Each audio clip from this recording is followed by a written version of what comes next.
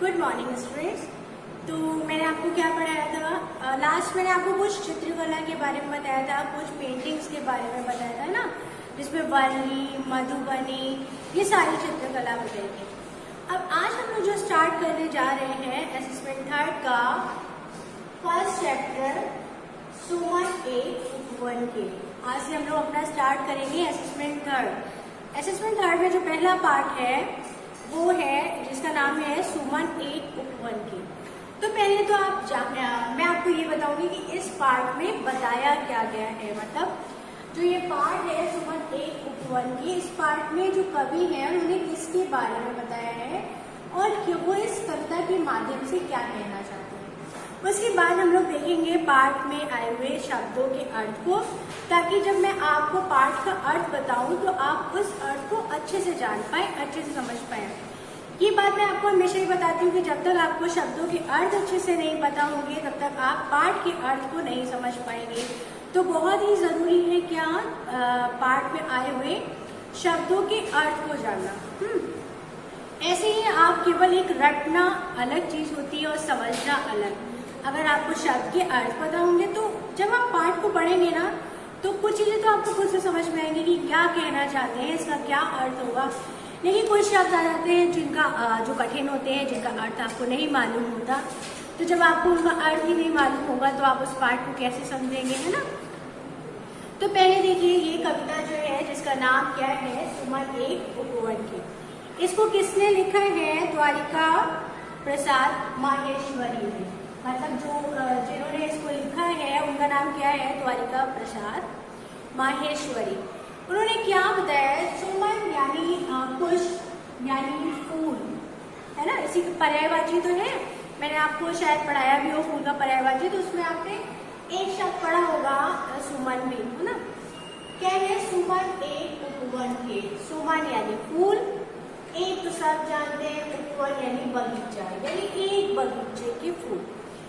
देखिए इस पार्ट में जो कवि है उन्होंने क्या बताया है? उन्होंने बताया है कि जो हमारी प्रकृति है वो फूलों के साथ, फलों के साथ, पेड़ पौधों के साथ कोई भी भेदभाव नहीं करती। यानी देखिए बारिश होती है तो क्या प्रकृति कभी ये सोचती है कि मैं इस वाले फूल के ऊपर बरसूंगी और इस वाले फूल के ऊपर नहीं बरसूंगी? ऐसा होता है? नहीं होता है। या वो ये सोचती है कि ये वाला फल बहुत अच्छा है, इसके ऊपर बारिश होगी, इसके ऊपर बारिश नहीं होगी। या तो इसके ऊपर धूप देना है, इसके ऊपर धूप नहीं आएगी। ऐसा कहीं होता है? नहीं होता है।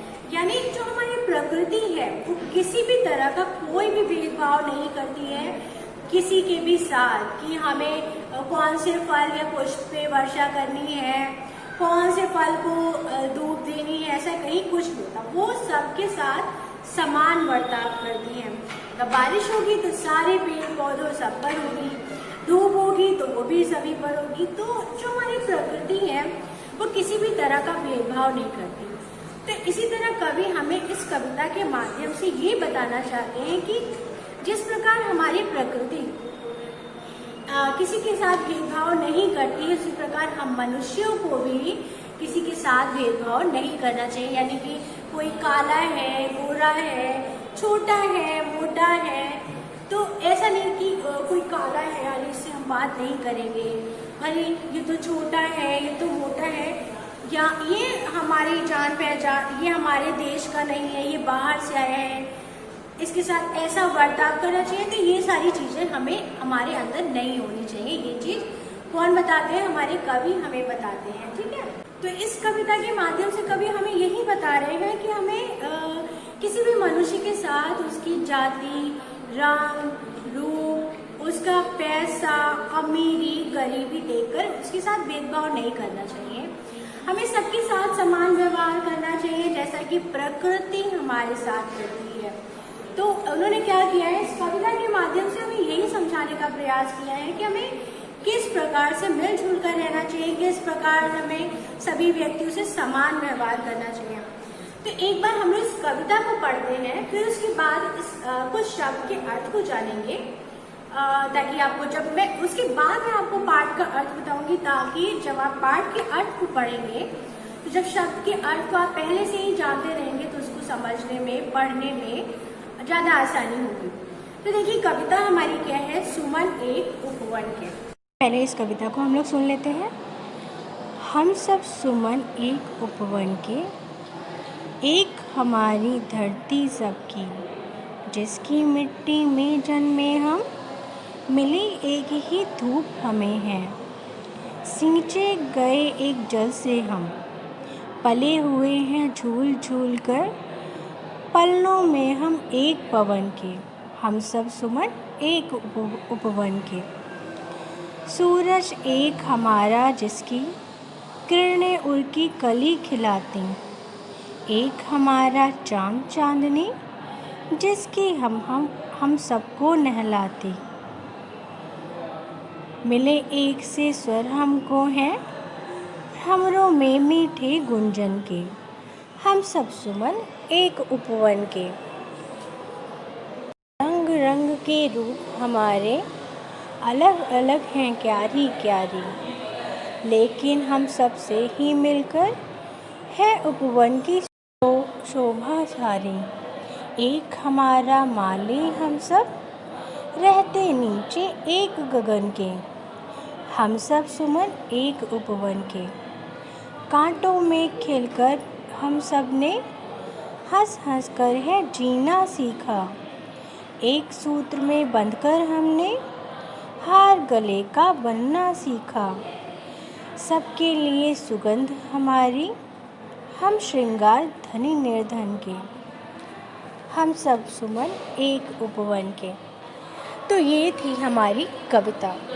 अब चलिए हम लोग इस पाठ में आए हुए शब्दों के अर्थ को जानते हैं, उसके बाद मैं इस पाठ का अर्थ आपको बताऊंगी, ठीक है।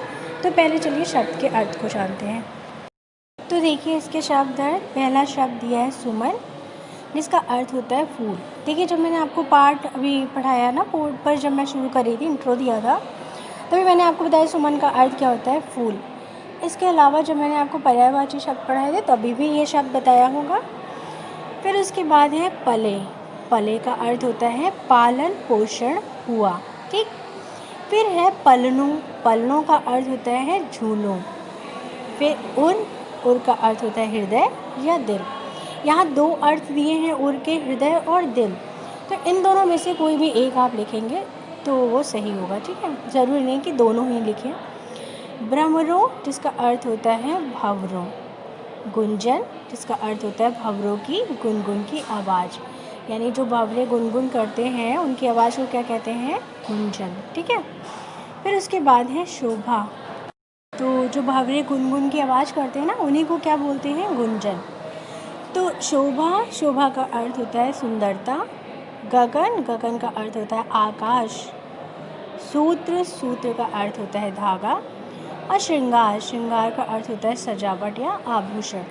यहाँ भी श्रृंगार के दो अर्थ दिए हैं, लेकिन दोनों में से कोई भी एक आप याद कर सकते हैं। एग्ज़ाम में आए तो कोई भी एक करेक्ट कर सकते हैं, दोनों ही ठीक है, ठीक है। लेकिन ये है कि मैं सोच रही थी कि पाठ के अर्थ को शुरू करने से पहले आप इन सभी शब्दों के अर्थ को अच्छी तरह से जान लें। देखिए अभी जब मैंने आपको कविता बताई, अभी कविता सुनाई, तो ये सारे ही शब्द आए थे ना, और कुछ शब्द का अर्थ आपको इससे पहले नहीं पता होगा, इसीलिए मैंने आपको पहले बता दिया कि जब मैं इस पाठ के अर्थ को बताऊँगी तो आप उस अर्थ को अच्छे से समझ पाएँ, और फिर उसके बाद जब आप पाठ के अर्थ को अच्छे से समझ पाएंगे तभी आप पाठ के प्रश्न के उत्तर भी अच्छी तरह से दे पाएंगे, है ना। तो किसी भी पाठ को शुरू करने से पहले उसके अर्थ को जानना बहुत ही आवश्यक है, इसलिए मैंने सोचा कि आपको पहले शब्द के अर्थ बता दूं, उसके बाद मैं इस पाठ का अर्थ आपको बताऊंगी, ठीक। तो आज हम लोग आज मैंने आपको क्या बताया, इस कविता के राइटर, लेखक कौन है, उन्होंने इस कविता में क्या बताया, इस कविता को सुनाया, शब्द के अर्थ। फिर इसके बाद आज आप क्या करिएगा, इस कविता को पढ़िएगा, मतलब रीडिंग ही कर लीजिएगा, और शब्द के अर्थ बहुत ज़्यादा भी नहीं, इनको याद कर लीजिएगा, ताकि कल जब मैं आपको पाठ का अर्थ बताऊंगी तो आपको भी इंटरेस्ट आएगा जानने में, क्योंकि आप कुछ चीज़ों को पहले से ही जानते हैं कि इस पाठ में क्या बताया है, मतलब किसके बारे में बात की गई है, और शब्द के अर्थ पता रहेंगे तो उसको जानने सुनने में और मज़ा आएगा, है ना। तो आज का होमवर्क यही है कि आप एक बार रीड करेंगे और शब्द के अर्थ को याद करेंगे, ओके। फिर इसके बाद हम लोग मिलते हैं कल नेक्स्ट वीडियो में। कल मैं बताऊंगी आपको इस पार्ट का अर्थ कि कवि ने इस पार्ट में क्या कहा है फूलों के माध्यम से, है ना, किस प्रकार से फूलों को मनुष्य के साथ मतलब संबंधित करके बताया है किस प्रकार हम लोगों को बिना भेदभाव के रहना चाहिए। तो इसका अर्थ मैं आपको बताऊंगी कल की वीडियो में। ओके।